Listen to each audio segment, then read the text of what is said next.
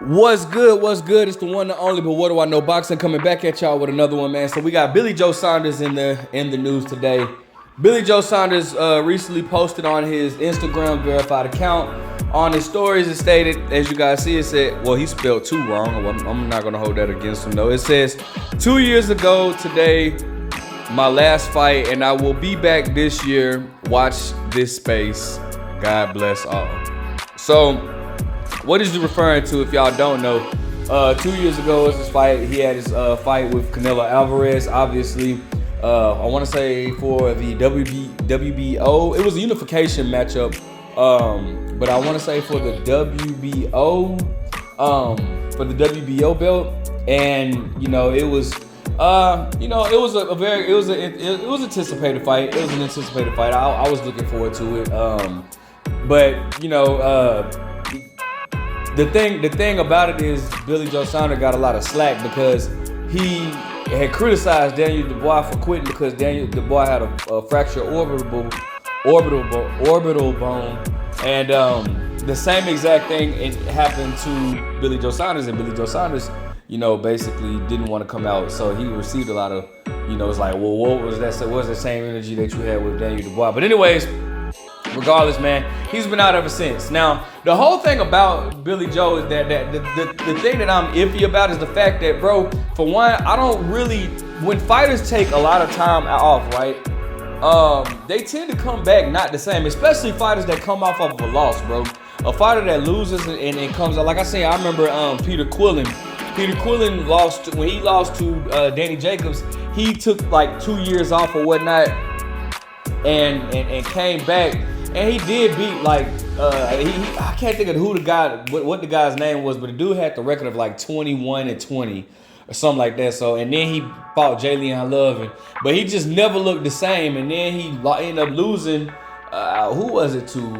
Alexis Pero and Gulo. I think that's who it was. But he just never looked the same. He just looked, trash, man. And so, I can even take it back. I remember when Ricky Hatton, when Hatton lost to Manny Pacquiao when he got knocked out. I think he he might have taken 3 years off though. But I think he took a long time off, like maybe 2 or 3 years. And he came back, and Ricky Hatton, another one that ballooned up in weight. Just like Peter Quillen. Peter Quillen ballooned up in weight as well. When he took that time off, Ricky Hatton ballooned up in weight, which was not surprising, which was, a lot of people been talking about that since around the time he was fighting Mayweather. They always say he ballooned up in weight. They used to call him Ricky Fatten and all that type of stuff. He ballooned up in weight, and he was making a comeback, and he came back down in weight or whatnot. And I can't remember the guy's name, but he had a pretty decent record. I know for a fact this was the same guy that got stopped by Paulie Malignaggi. Now, it wasn't stopped like he got knocked out. I think it was due to a cut or something like that. I think he had a bad gash or something like that. And Paulie ended up winning the title over there or whatnot. But it was that same dude. I can't think of his name. And, Ricky Hatton came back, fought him, and got knocked out in like the 9th round. And I think it was like 2000. It was like November. I don't know if it was November 2011 or November 2012, but he came back and got knocked out. He got knocked out in the 9th round with a body shot. And, that was the last time we seen Ricky Hatton in a sanctioned professional bout. It's really dangerous to me when a fighter takes time. And obviously you have fighters that have taken time off in between fights and come back and still be sharp, like, Floyd Mayweather. You got, Ray Leonard did it, But notice the thing about those guys, those two guys that took those time off, they always stayed in shape though. You don't see Mayweather ballooning up in weight. You don't see Ray Leonard. You didn't see Ray Leonard ballooning up in weight. They always maintain that same condition or whatnot. They maintain. They didn't balloon up or anything like that. So now I'm kind of worried. I'm kind of worried to see like what Billy Joe Saunders gonna do. Furthermore, I'm worried to see like what because this is the thing, bro. We have questions. I'm worried to see like what weight are you gonna fight at, bro? Because again, the last time I saw Billy Joe Saunders, bro, I might put the picture on the thumbnail, but Billy Joe Saunders looked like Santa Claus, bro. Like Billy Joe Saunders looked like Santa Claus, dog. So it's like I don't know what weight, and don't get it twisted. Billy Joe Saunders is one that will balloon up in weight. I think did Billy Joe Saunders fight Gary? Who did he fight? Gary O'Sullivan? He fought it wasn't Gary O'Sullivan. He fought some dude that ended up in prison for racketeering charges or whatnot. I can't think of the dude's name, but he was fat during that press conference. So Billy Joe Saunders is one to gain a lot of weight, but that's not healthy though, bro. Like you gaining all that weight and then cutting all that weight, that stuff is not healthy, and that stuff definitely will come back to haunt you. But anyways, Billy Joe Saunders, what weight is he gonna come back and fight at? That's my whole question. That's one of my main questions as well. What weight is he gonna fight at? Because I just personally don't see Billy Joe Saunders. I don't see him. I don't see him coming back at 168, especially not his first fight back. That wouldn't be smart at all. Regardless of who he fights, I think that what he should do is probably and then to be honest, we don't even know what weight he wants to return at. I'm assuming that he wants to return back to 168, but I don't know what weight that he what weight he wants to return at or whatnot. He could try to return at 175 or whatnot. But anyways, if he wants to compete back at super middleweight, which is at 168, I think that maybe he should, before maybe come back at a catch weight at 175, 174, 173, something like that. Fight a nobody, and then that next fight after that fight, he's gonna need a few tune-ups or whatnot, in order to if he's really talking about coming back. And then even so, honestly, let's say even if he does make it to 168 with the style that he has, I don't know who he would beat, honestly. Of course it's guys that we would love to see.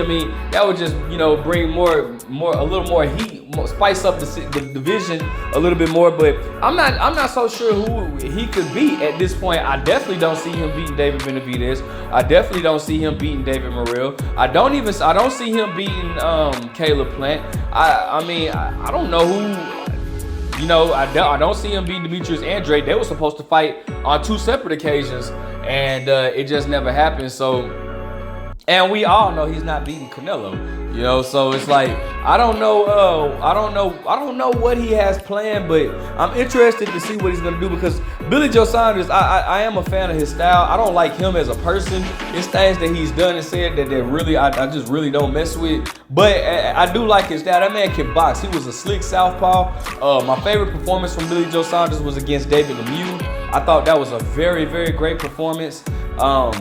But it was things that he said in his career that just rubbed me the wrong way. I wasn't a fan of him saying when Triple G was calling him out, he was saying how Triple G would beat him and Chris Eubank in the same night. And I just think, bro, you're a fighter. Why would you even why would you say that, bro? You could say many things, but come on, man. And then ironically, when Triple G is trying to make the fight with Canelo, and De La Hoya says if Triple G fights anybody else, then the fight with Canelo is off because we won't have time to promote it.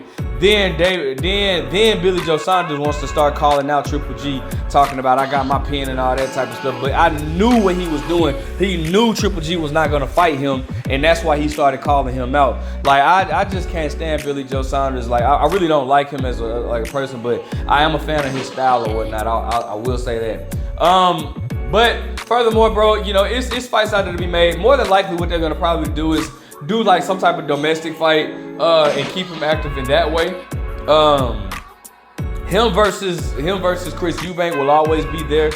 Chris Eubank can really make a lot of money in the UK over these next few years if he does his what he's supposed to do. Let's say if he gets past Liam Smith, which is possible, and gets a fight with Conor Benn, that's a fight that's gonna make a lot of money in the UK. Again, these are domestic fights that'll make a lot of money.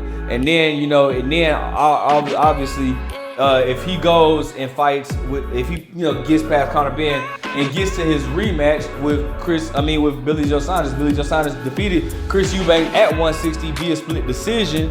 But I think that so I think that's a fight for Billy Joe Saunders too, and it'll definitely put some, you know, some food on the table or whatnot. But ultimately, man, we got to see how Billy Joe Saunders even looks coming back. Cause I personally, like I said, when fighters take a long time off after a loss, they tend to not come back the same. I've seen it time and time again. So I don't know, man. We'll have to see what he looks like. Let me know what you guys think. Who do you see Billy Joe Saunders fighting? Do you even want to see him fight? Can you see him winning the world title again? Like, comment, subscribe. But what do I know?